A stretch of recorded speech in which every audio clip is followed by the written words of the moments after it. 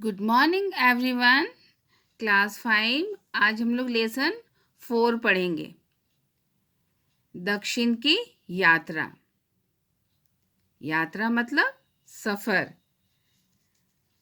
तो पाठ शुरू करने से पहले हम आपको इसके विषय में बतला रहे हैं कि मनुष्य का स्वभाव है कि यदि वह कहीं घूमने जाता है तो वह सफ़र के बारे में बताता है कि उसका सफ़र कैसे रहा। इसके अलावा वो जहाँ घूमने गया जाता है वहाँ उसने क्या क्या देखा, वहाँ उसे कैसा लगा, उन अनुभवों को, जानकारियों को दूसरों से बांटता है। उनका वर्णन अपने मित्रों और घर वालों से करता है। उसी प्रकार एक बच्चा अभिनव अपनी कन्याकुमारी की यात्रा के बारे में अपने मित्र कमल को पत्र लिखकर बताता है। अभिनव दक्षिण की यात्रा करने गया है और अपने मित्र को पत्र के द्वारा बतला रहा है कि वहाँ उसने क्या क्या देखा और वहाँ उसे कैसा लगा। तो चलो अब हम लोग पत्र पढ़ते हैं। प्रिय कमल, बहुत दिनों से तुम्हारे साथ फोन पर बातचीत नहीं हो सकी।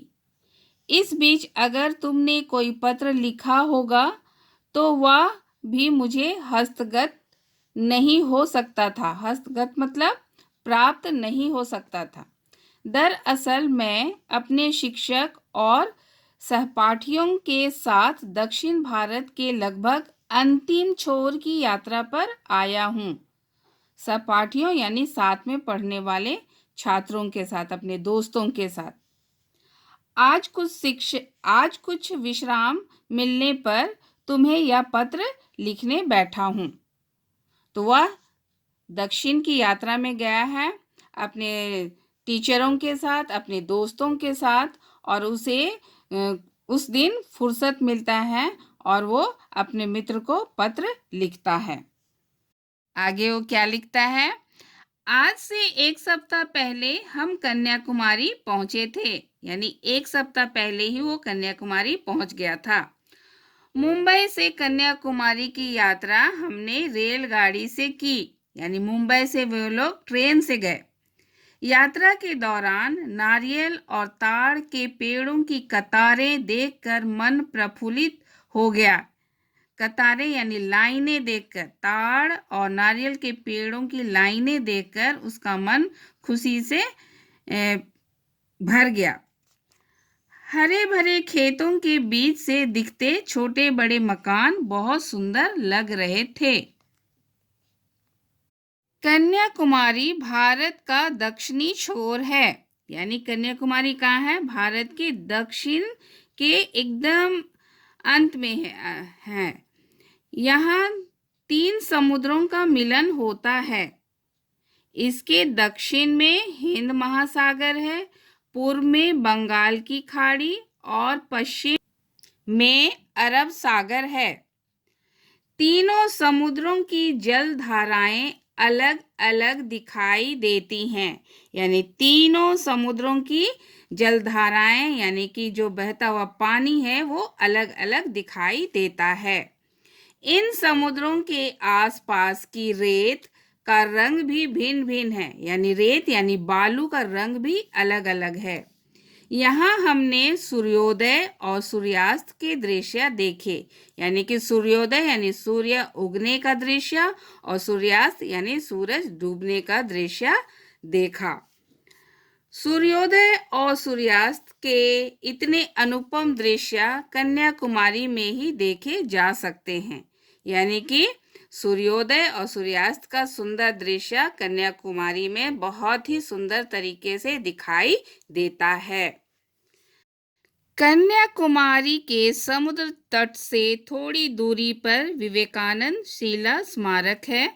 यहाँ स्टीमर से पहुंचा जा सकता है, यानी कन्याकुमारी के समुद्र के किनारे थोड़ी दूरी पर स्वामी विवेकानंद को याद करने के लिए पत्थर में कुछ स्मारक चिन्ह बनाया हुआ है और वहां पहुंचने के लिए स्टीमर यानी कि भाप से चलने वाली नाव के द्वारा वहां पर पहुंचा जा सकता है।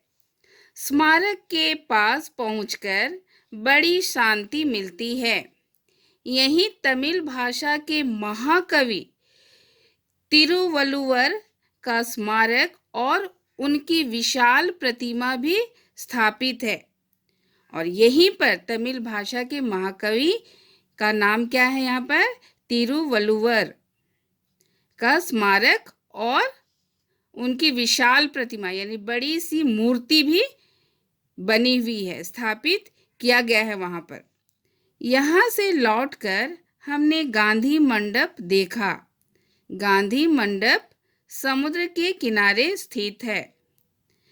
इस मंडप की दीवार से सागर की लहरें आकर टकराती हैं। कन्याकुमारी में चटाइयाँ, शंख, सीपियाँ और लकड़ी की बनी चीजें बिकती हैं। हमने शंख और सीपियों से बने खिलौने खरीदे। मैंने तुम्हारे लिए भी एक शंख खरीदा है। यानी कि कन्याकुमारी में क्या क्या चीज़ मिलता है और उसने क्या क्या चीज़ खरीदा और अपने मित्र के लिए भी क्या खरीदा, एक शंख खरीदा। उस सब की जानकारी वो इस पत्र में दिया है और अंत किया है तुम्हारा अभिनव। और इस तरह से वो पत्र को अंत करता है। और इस तरह से पत्र के द्वारा उसने अपने मित्र को बताया है कि वो कहाँ घूमने गया है और वहाँ उसने क्या क्या देखा। इन सब चीज़ों की जानकारी वो अपने मित्र को पत्र के द्वारा बता रहा है। तो पाठ के अंत में आपको हिंदी कॉपी में शब्दार्थ लिखना है। सबसे पहले क्या लिखेंगे? लेसन का नाम, दक्षिण की यात्रा, और उसके बाद शब्दार्थ लिखेंगे। और शब्दार्थ लिखने के बाद आप अभ्यास कार्य में आएंगे। मौखिक प्रश्न और लिखित प्रश्न का पहला और दूसरा यानी कि 3 सवालों को आपको कॉपी में करना है। मौखिक प्रश्न और लिखित प्रश्न का 1 और 2 नंबर। तो मौखिक प्रश्न अपने से बनाएंगे। लिखित प्रश्न में पहला सवाल है पाठ के अनुसार टिक या गलत चिन्ह लगाएं। इसे भी आप पाठ को पढ़कर कौन सा कथन सही है उसके आगे सही चिन्ह और जो गलत है उसके आगे गलत का चिन्ह लगाएंगे। लिखित प्रश्न का दूसरा है उत्तर लिखिए। और जैसे यहाँ दिया हुआ है, रेलगाड़ी से अभिनव ने क्या देखा? मैंने आपको उत्तर लिख दिया है। रेलगाड़ी से अभिनव ने ताड़ और नारियल के पेड़ों की कतारें और हरे भरे खेतों के बीच से दिखाई देने वाले छोटे बड़े मकान देखा। ख, कन्याकुमारी में किनका मिलन होता है? कन्याकुमारी में 3 समुद्रों हिंद महासागर, बंगाल की खाड़ी और अरब सागर का मिलन होता है। ग नंबर, कन्याकुमारी के समुद्र तट से थोड़ी दूरी पर क्या है? वहां कैसे पहुंचा जाता है? कन्याकुमारी के समुद्र तट से थोड़ी दूरी पर स्वामी विवेकानंद का शिला स्मारक है। वहां स्टीमर से पहुंचा जाता है। घ नंबर, अभिनव ने कन्याकुमारी से क्या खरीदा? अभिनव ने कन्याकुमारी से शंख और सीपियों से बने खिलौने खरीदे।